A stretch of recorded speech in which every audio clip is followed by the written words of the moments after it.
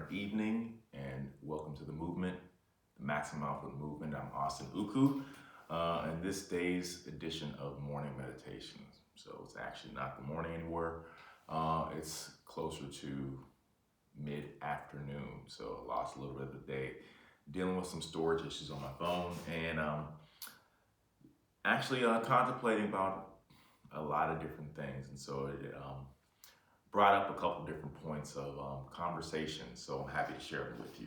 So this morning, as I do apparently every morning for the last at least 10, 12 days, I've been going on my morning walks for about 30 minutes, and then ultimately, I think the last couple of days, I've actually had a point or, a subject matter that I would think about before I, took the first 25 steps. So today, that point was momentum. And so I was thinking about, again, just kind of getting into all the different things that I need to do today.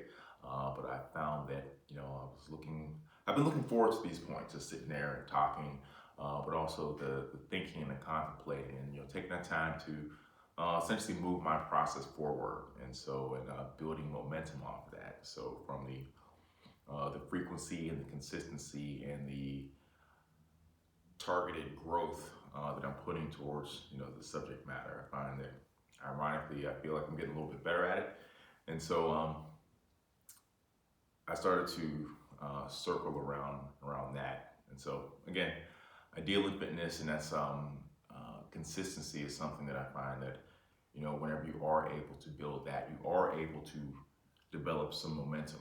And so momentum is, I started thinking about like something like a boulder, for instance. So an object at rest is more easily manipulated once you start to get it in movement. All right, and so the potential energy that said object contains, you're able to access it once you start to get it moving in a particular direction. And so I started to further think that, sometimes, and this is this is a point where I ended up getting to circle around certain thoughts, because sometimes any movement is actually good movement, because whenever there's not, essentially, the inertia is to be at rest. And so what is inertia? I actually looked that up. And so I like to look up a couple things, just so I have a little bit more information as far as the definition and term of how it's used to be used, and how I would like to use it in context. And so inertia is described as a property of matter by which it continues in its existing state of rest or in uniform motion in a straight line, unless that state is changed by an external force. The power required to overcome friction and the inertia of the moving parts. Let's see. So basically, the longer something remains inert, the greater chance it's going to remain inert, meaning it's just going to stay there. So the more, once you get something moving, even if it's not in the right direction, now you have some energy behind it, and you can start to steer it and manipulate it. And so the more that you can, kind of get out of the planning phase and into the action phase, the better off you're going to be. And so I found that, this is a perfect example of the situation. So I got my little microphone, a little laptop, or sometimes I move it around. And so over here, you can't see it, but there's a manipulator arm to kind of record whenever I'm drawing. Got a green screen off to the side, and I don't have any idea how a lot of stuff works. The microphone, you just kind of plug it in, but figuring out how to get me in front of said environment in a different environment. So that's something that I've yet to figure out yet, but I'm working on it. And I could have continued to stay in the planning phase about that, but I took action and started to assemble the parts, and started to actually do the thing, and working on getting better in the process of doing the thing. And so whatever the thing is, so whether it's fitness, whether it's figuring out a different skill, and whether it's figuring out your process. So the more that you start processing, There will be some failures, but there'll also be some successes. And the failures are lessons. There's lessons trapped within there. So I started to think about a maze. So if you're trying to do anything in life, you're in this maze. All right. So there's surrounded by choices. All right. Each choice is going to lead to a different outcome. So some of the outcomes are going to lead you further along the path, and others are going to lead you into a corner. So whenever you're not doing anything, you're in that corner. So you hit that wall. All right. So you hit that wall and you stopped. All right. And so just like, I mean, if you can visualize, someone going through a maze and they hit a wall and it's like, okay, well, this isn't the way. And so I saw some other avenue that had the potential to be a better direction than this one to travel in. So let me just go ahead and try that.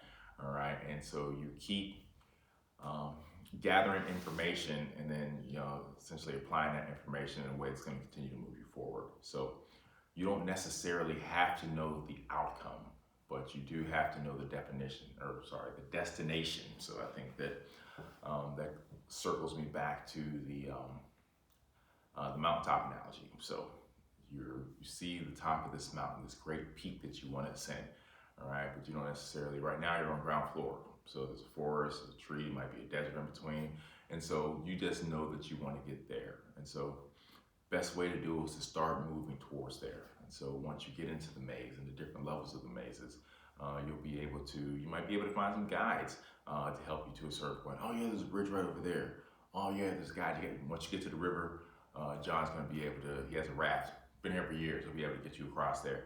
All right, and watch out for the one area, you might have to swing across there. So ultimately, knowing where you wanna go is the most important part. And then after that, everything just kind of eventually falls together. Once you start to find the little pieces and start to assemble the map. All right, let's see if there's anything else. Yeah, and that kind of circles around to sometimes when you when you start in the planning phase and stay in the planning phase, the how-tos can lead to keeping you in that phase. Just kind of like, but I don't know how. All right, so first thing to do is decide what. So the what do I want to do? All right, and then how-tos will eventually start to fall in line. So for the most part, I think most of us can figure out what the first step is. So the first step, you take it, and then you take the one directly after that, and then the one directly after that.